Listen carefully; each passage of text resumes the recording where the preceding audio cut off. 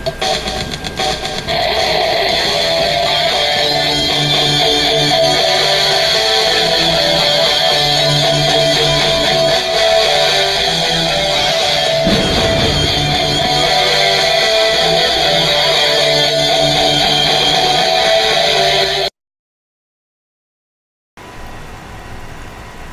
guys, this is TVC Production here, back doing a new video today for you guys.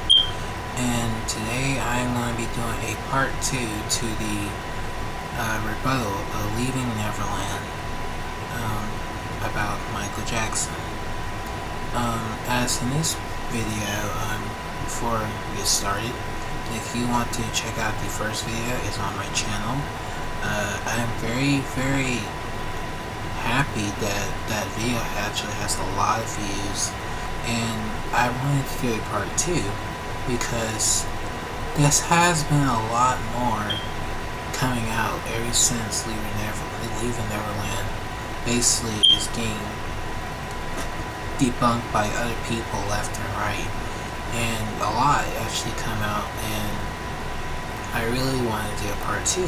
So let's get started with this video. So as you know, as we get a brief little summary of what happened in the last video, of course, you know, I just explained about the two people that accused Michael for sexually abuse them. Really wasn't no sexual abuse, if you know the truth. So I talked about those two guys, Jamie Safechuck or James Safechuck, really doesn't matter, Wade Robson, and Neverland. So as I said, Wade Robson basically met Michael in 1988, I think, or 87. James Safechuck met Michael on the Pepsi commercial for the Bad album, and yes, I think that's pretty much it. So, and as for Neverland, like I said, if it was still there today, if Michael was still here today, the home, he would still basically be living there because that was his home. And I just said that he just got rid of the animals, the amusement park, and just kept the train, and basically that's all, you know. But as I said, Michael was having financial problems during that time, and he was going in debt, including that trial that happened to him. So yeah, so that was a brief summary from the last video. So in this video, I'm basically going to start the evidence that actually kept going and kept researching, actually. So I'm going to basically add in the director in this as well, and Brandy Jackson's story as well. So basically more, because I think I just mentioned Brandy Jackson in the last video.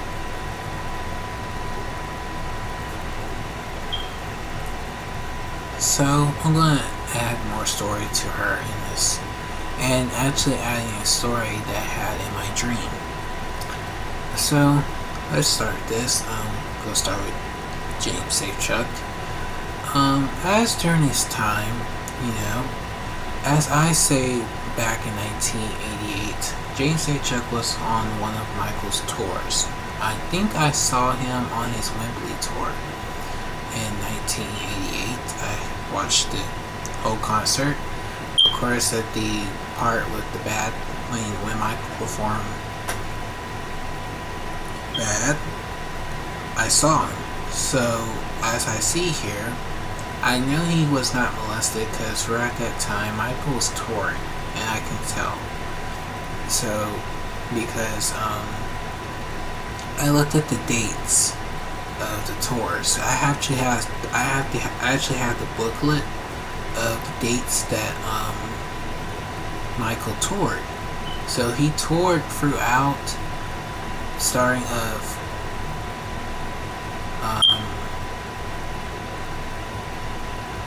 I think November, September to November, I think, and I think he toured for Christmas through December, if I'm right. And Michael didn't start back touring, I guess because he was working on the videos, the Smooth Criminal video and Speed Demon, and I believe Leave Me Alone? Yeah, Leave Me Alone. And yeah, I think so. So Michael was working on his music videos during that time, and there is no way that Michael molested him if he was busy doing stuff. So yeah, so as throughout that, it's like if you see if you watch Michael's private home videos, you hardly don't see them in it. So it kind of makes sense that they were never mentioned. It's like they're pretending like Michael was with them all the time, and Michael was not with them all the time. And when you see that, when they said in that dumb documentary, they really just making up stuff like Michael called me every day. I mean, really? No, he didn't. You can tell how they lying that quick. And I think that's why I heard he bought them a house and a car, Actually, like when they throw in stuff like that, like what Michael did for them, they make it like Michael's supposed to do everything for them. And that's basically, I guess that was their downfall, because when he passed, they couldn't get nothing from him. And so that's basically how it's going to be for Wade Robson when I talk about him in a minute. They just kept using him all those years, and that's what they did. They wanted him so badly that they want to use him. So, actually, as many people know, as right after the whole thing, after the Leaving Neverland and all that, with Oprah, there, I believe I think James got a lot of backlash, of course, along with Oprah, and James admitted, there was a video that was on YouTube, and James finally came out and says that he made up that Michael molested him at the train station and molested him at Neverland, because Michael was not at Neverland anyway, because Michael was on tour. So as he finally spoke out, we're just waiting on Wade Robson to speak out. So he finally admitted that he was never molested. So initially, you lied. See? Because how shockingly, in 2013, when Wade Robson did when he was on Today's Show, that's when James Sachuk did it. See, they're in that together. Like, oh, you did it too, I can do it as well. And so that's what happened. And so he finally admitted that he lied, that Michael molested him, and all that. All we're waiting for now is Wade Robson. Kind of shockingly about him, now we're going to start talking about him. He's the only one that we don't hear nothing from. He's basically trying to hide. And we know that he's lying as well, because, I mean, really, come on. So, Michael met Wade Robson, as I said, in Australia, probably 1987 or 1988. I couldn't really tell what year, because the picture, as I see the picture of Michael with the family, it looks like him from 1988 tour. So because he's wearing a red shirt. So I can't really tell if it is from 1988 or 87, because I can't really tell. Because how he looked in the picture. So, yeah, he met Wade Robson in Australia, and because of a dance contest, and Wade Robson came on stage with Michael and danced. So, after that, after Michael left from the family, they want to get so close to Michael. So the family had moved to America in 1990. So as during that time, Michael was just getting done with the bad tours, and now he's done with that. He started working on the next album, Dangerous, in 1989. All the other stuff that he did in 1989, like the Sam Davis Jr., then Ryan White passed in 1990, and he went to Trump Tower. Kind of shocking. I never thought Michael and Donald Trump were friends.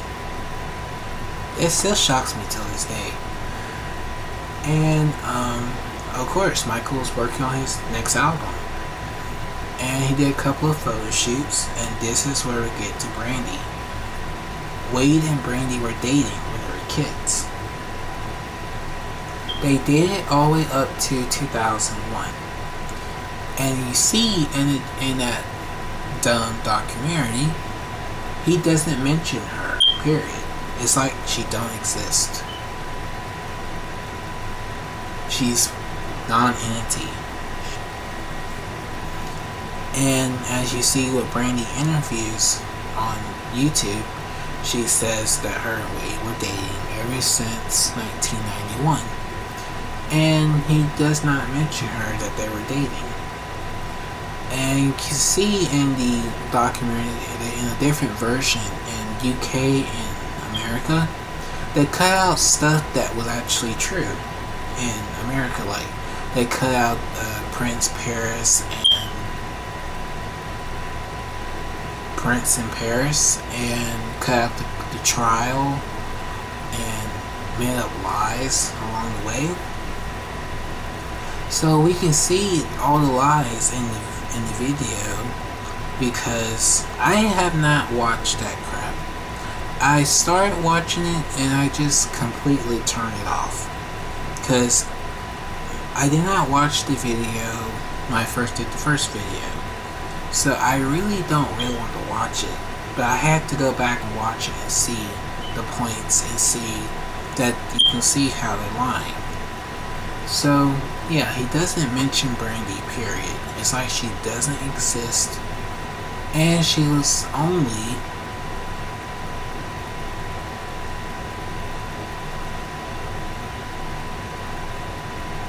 a non-entity. So, let's see.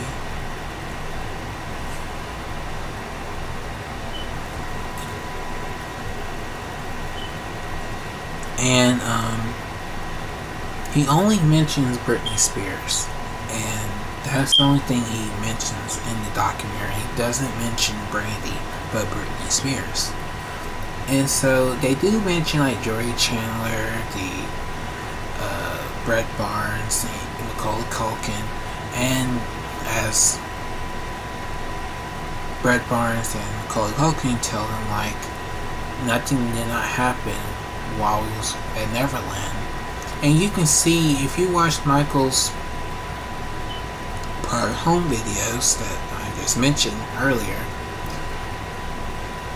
you see that the whole Neverland ranch is very secured with security.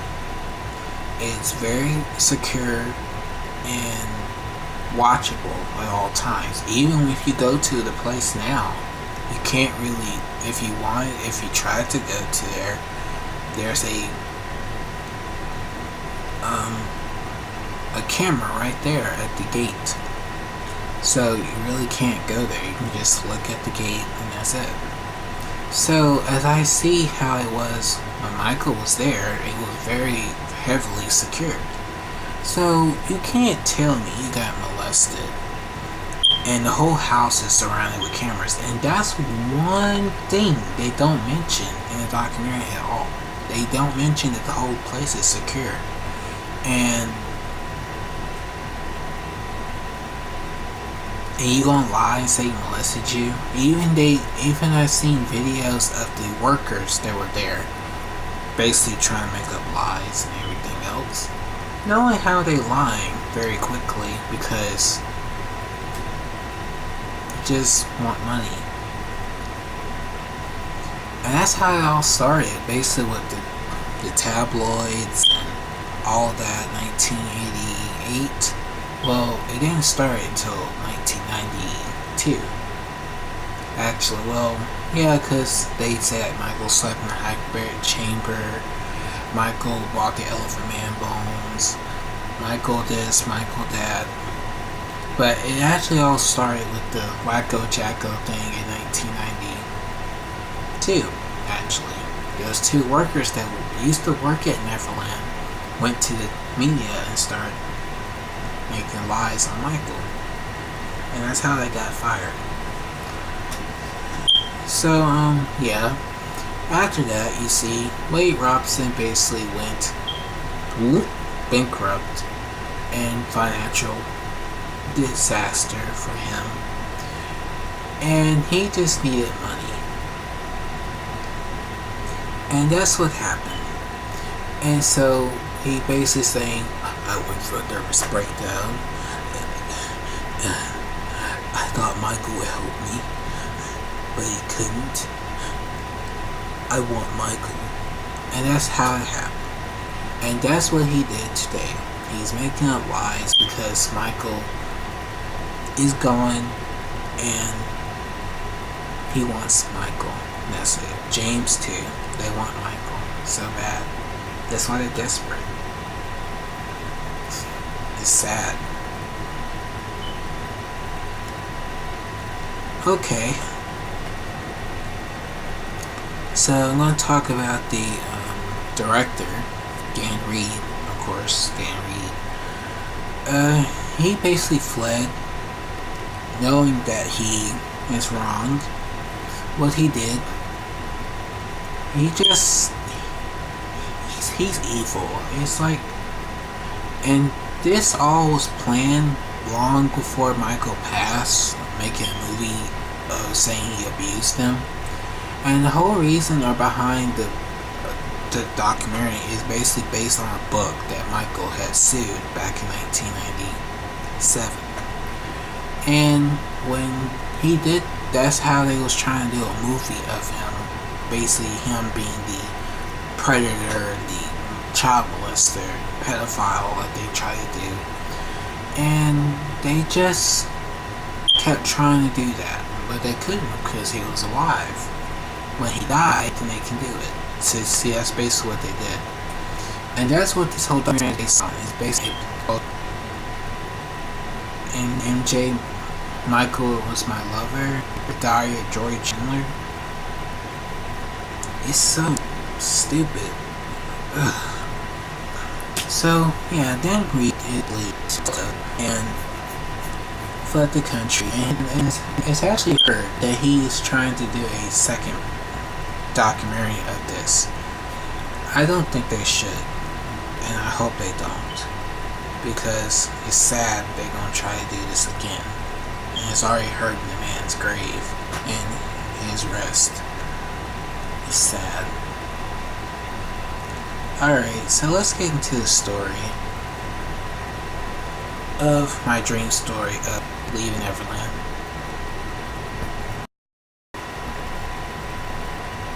Alright, so as we got done with that, as the last half of this video, I'm gonna do I had a dream story that had as I was being in the perspective of leaving Neverland, and basically playing Michael in his perspective. I'll be doing this dream story. This dream happened back in April, I think. After as I was watching all those Leaving Neverland videos and stuff and topics, and I never thought I'd have a dream of this. So in this dream story here, I'm playing perspective of Michael as you would James A. Chuck and Wade Robson. So I'm gonna start with James A. Chuck. It's based my dreams like movies, kind of. It was kind of like movies. So let's start this. Okay. I just bought Neverland 1987. I haven't stayed there that much because I was touring on the tour for my album Bad. I'm on tour, of course, and this kid named James A. Chuck basically appeared in my Pepsi commercial, and he started getting closer to me. So as during the time, while I was not touring, I managed to stay at Neverland. The ranch was not fully finished as what it would be later on in my life, as of today. So I'm at Neverland. He comes over. He wants to be close to me all the time. So I try to distance myself away from him. I distance myself away from him, go around my whole entire house, try to get away from him as he's trying to find me. And as you know, my home is very secured with cameras, and I'm trying to stay away from him. And I can hear him call my name. Michael, where are you, Michael? As he was doing in the Pepsi commercial. So I managed to sneak out of my house and go to the unfinished movie theater that was not finished yet until 1989. So I managed to finish. I go inside. As you know, only part of the movie theater that was done was the stage. So I managed to go and hide in one of the secret rooms in the movie theater. Then, as I hear a door open, I saw James A. Chuck.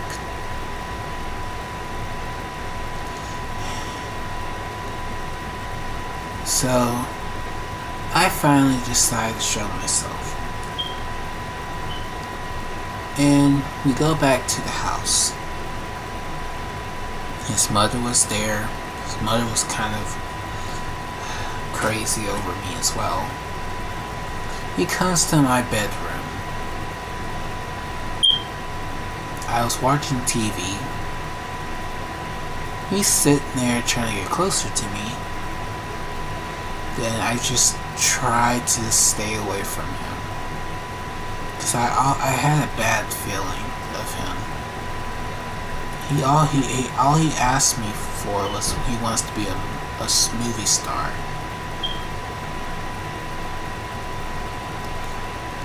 And I just told him to work hard. He's trying to get closer to me. I stay away. Then, when he went to sleep, I managed to get out of my room and go into the library and stay there until morning. I stayed there until break of dawn. break of dawn.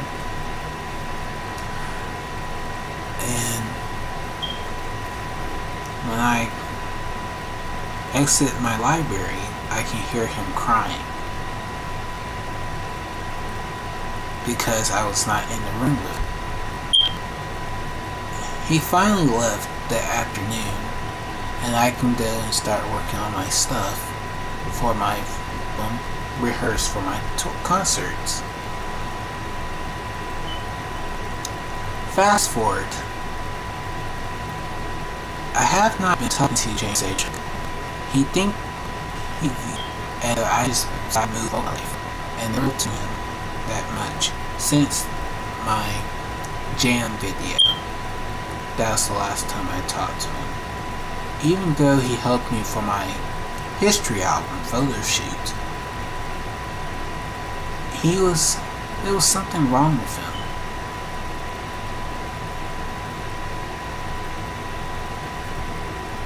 Alright, fast forward. This is 2009.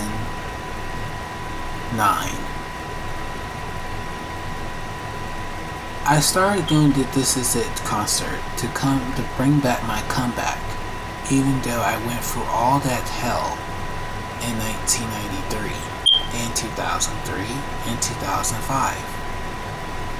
Now I'm ready to do a comeback tour for all my fans. And now I managed to attend concerts. As I got done with that, I rested up and started working on a new album for new music, even releasing unreleased music that I did in the past. And it was a great success. 2011, the fans decided to do a celebration for me, and they did a Michael Jackson show. And it was a great respect and great celebration for my success. And I loved them at the bottom of my heart. Alright, 2012. I just managed to stay with my family and just spend time with them. And I just have my family around. Alright, 2013. I heard that on today's show, Wade Robson basically making up a lie on me because of that. And then James Sachuk joined him in 2013.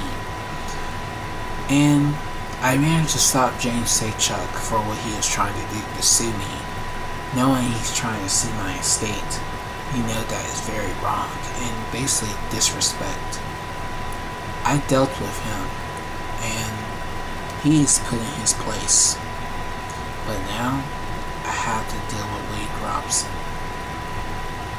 Alright, so that's the story of James Sachuk. Pretty good, huh? I had to say he's probably was obsessed with Michael. A lot obsessed with Michael. So, let's do Wade Robson. Oh boy. Okay. Now this part is going to be great. Wade Robson section is going to be amazing for you guys. Alright, let's start. I was on tour, starting the tours of my Bad album. And I went to Australia. This is where I meet this family called the Robsons. I like their accent, you know, how they talk. They try to talk English. They try to want to talk English. I try to teach that to them, but it kind of didn't work out a little bit until a couple of years later. As I was on tour, 1987, of Australia, for one of my concerts, there was a son. The son of the family, one of the younger sons in the family, basically were dressing up like me and danced like me. And so he was in one of my concerts in Australia. It's kind of very shocking to see somebody impersonate me. You know, as I see, the family was trying to get closer and closer to me. even though it was kind of the same way as how I met James on the Pepsi commercial. I'm glad that Jane was not here with me, because they probably done the same thing as what this kid's doing as well. Alright, so as I'm finishing up my bad tours 1988 to 1989, I just working on the bad tours, basically doing a family reunion with the Jacksons, and celebrate 7th day of Junior's birthday. As I was starting to work on my next album, Dangerous, and as it was an early production of the album, one of my friends had passed in 1990. His name was Ryan White. Even though I was very sad that he passed, and it was sad that at least someone helped me with this song called Gone Too Soon. Probably would be a good message in my life later on, but I will never know. So, as 1990, I started doing photo shoots and working on that. And that family that I met in Australia came. I never did come so soon. It's kind of like they just felt like magic. They just appeared in front of me. The kid ran straight to me when he saw me. He came to Neverland. And this is when I had my niece, Brandy. Brandy Jackson is... And so, as Wade wanted to have a girlfriend, and so I looked him up with my niece, Brandy. They dated, and never thought they would get together as a couple. They was in a couple of my videos, like her White, even the photo shoot was doing.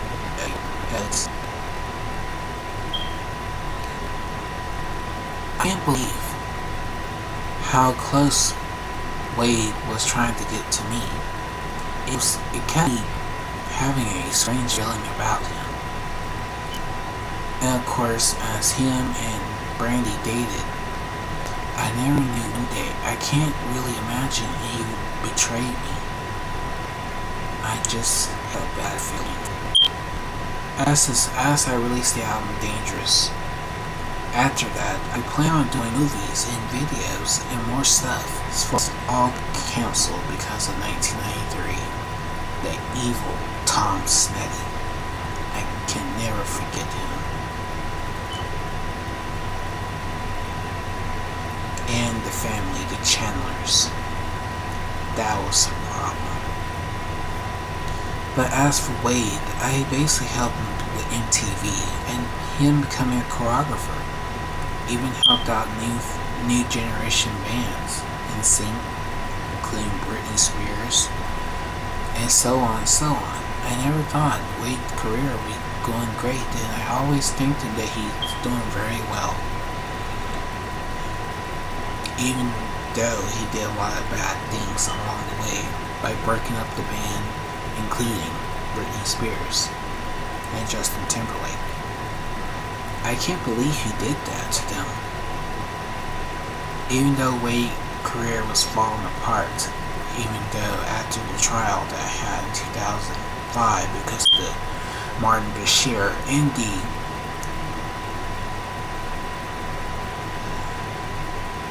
that wicked family, at least I never thought Wade would turn against me. After he heard my success of This Is It and my new album, Wade was desperate and falling and going to a financial disaster. It made me feel like he wants to get me now. I just want him to be happy. But Wade doesn't wanted that.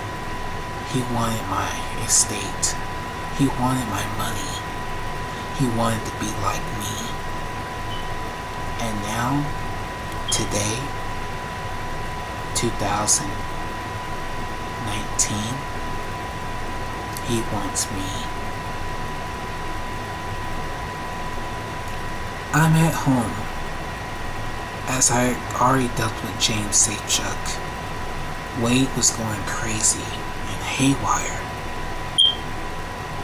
As Brandy and my nephew Taj, they came and told me that Wade Robson wants me. He is coming to my home.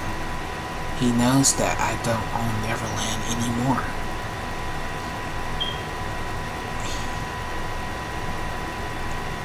He wants my money.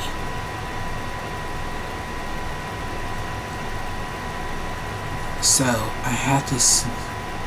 had to come up with a plan to stop Wade Robson before he tries to destroy my legacy and meet me. Now he actually has help from Oprah, that evil witch, that snake.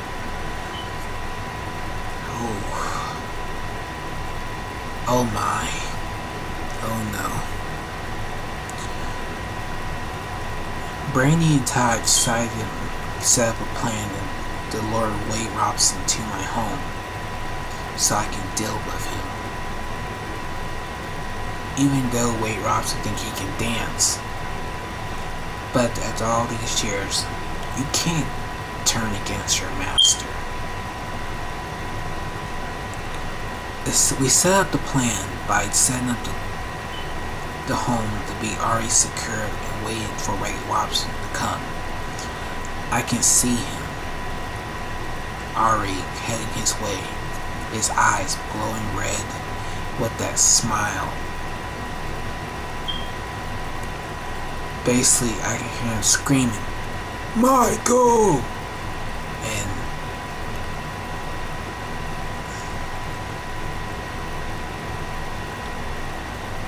I hear the car coming. It was already across the mountains. Then, all of a sudden, I saw lights of the car. I see Wade Robson holding a large weapon in his hand, kind of like a blade, one of the machetes or something like that. He's screaming and yelling, wanting me. Hear him calling my name, Michael, Michael. Hear him saying, "I want you, Michael." I know what he come here for. He wants money. He's desperate for me. He managed to get into the house. I snuck back into one of the doors and locked it. I already know he's inside. Brandy and Todd stayed right close to me so they wouldn't get hurt. I know they don't have no security around or with their families, so I can't get too close to them. I had to fight him alone. I know I'm older, I know I'm in my 60s, but hell, I can still dance and fight at the same time. I hear him running through the house, stomping and screaming, looking for me, even though he knows that he's not good. Wade started shaking the door. He knows it's locked. He started punching the door, punching it, punching, till he finally managed to break the door down. As I see Wade Robson, no, if I hear looking straight at me. And then he started crying. And I'm looking at him like, what? Wade was sitting here crying because he wanted money. Michael. Michael, I need some money, Michael. My career is falling, Michael. You abuse me, Michael.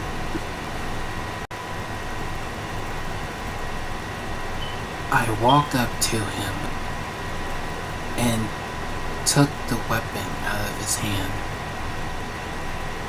and threw it away, and standing there looking at him, it's pity how he's doing this to me, ruining me and trying to destroy me.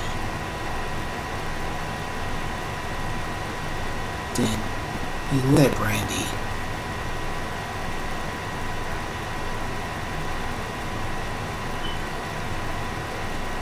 And basically pushed me out of the way. But I had grabbed the back of his shirt. And Todd standing in front of Brandy and tried to protect her. And I grabbed him and pulled him back. Todd had grabbed one of the ropes and tied Wade Robson up. As we see, Wade Robson's eyes were bloodshot red. And I think he was iffed up on drugs. Even though I did have a painful injury in 1984. Seeing him get on drugs is basically him trying to be a worse example. We have him tied up. He's trying to break free. Brandy tried to talk to him, but she couldn't get free to him. She wants to know why did he make up lies on her and me and the whole family. I'm glad that my kids are not here with me, because he probably would have hurt them as well, because his family is falling apart. As Wade's sitting here crying for money, I told him not give him no money. Then that would make him start yelling. Yelling, and almost broke free, but I did one of my kicks and knocked him out.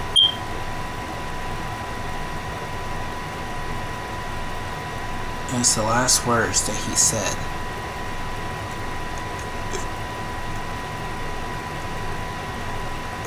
Tell it. I want to tell the truth.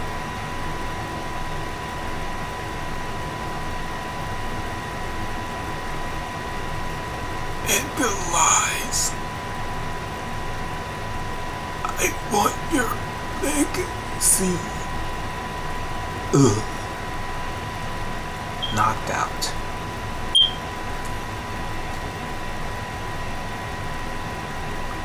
As Wade Robson was sent away, basically he needed counseling and he needed to be put away in a psychic ward. As we found out what was wrong with him, he basically suffered from bipolar.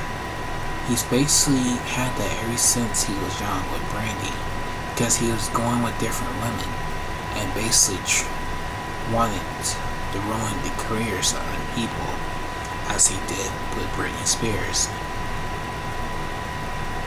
and Justin Timberlake.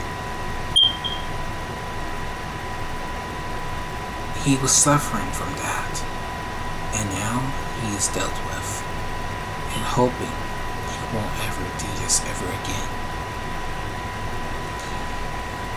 It'll be hard to see today if I live in this year right now.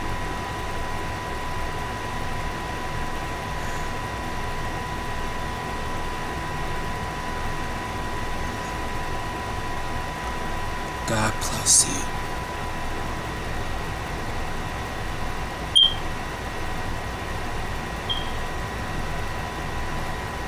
Let's make that change and stop this evil media. To burn all the tabloids, destroy that media, Destroy the Illuminati. Destroy them and get rid of them. Remove them from this earth and destroy them. That's my hope. To make this world a better place for you and for me. God bless you.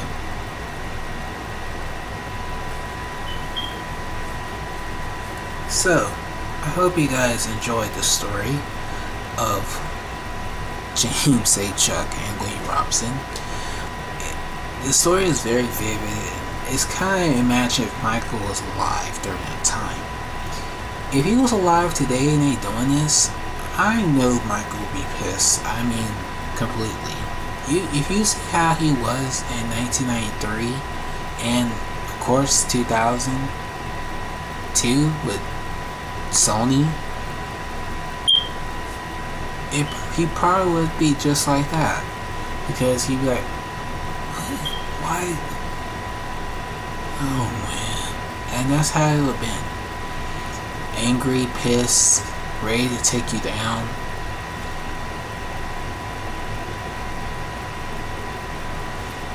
It's just crazy how these two guys are doing this. And I hope the director did not make another documentary on him.